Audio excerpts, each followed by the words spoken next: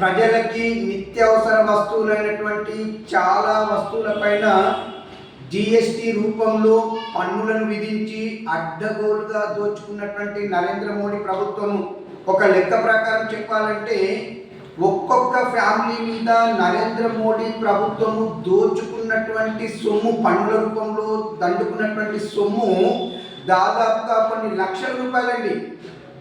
ఇప్పుడు ఏం చేశారు అంటే ఈ సెప్టెంబర్ 21 తర్వాత నుండి ఇక మేము జిఎస్టీని జీరో చేసేసాము నిత్యావసర వస్తువుల మీద అని చెప్పేసి ఇదేదో పెద్దగా సామాన్యులకు ఒక దుట్టుగా ఇస్తున్నామన్నట్టు ప్రకటించారు. మరి ఇన్ని రోజులుగా సామాన్యుల నుండి దోచుకున్నటువంటి ఈ పన్నుల ద్వారా దోచుకున్నటువంటి డబ్బుతో మీరు దేశానికి ఏం చేశారో చెప్తారా?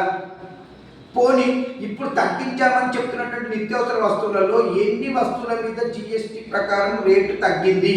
ఒక లెక్కన చూసుకుంటే అసలు ఏ వస్తువుకి రేటు తగ్గిందో ఏది తగ్గలేదో ఇప్పటికీ జనాలకు అర్థమవట్లేదండి. మీరు మాత్రము సంబరాలు చేసుకోండి అన్నట్టుగా మాట్లాడుతున్నారు.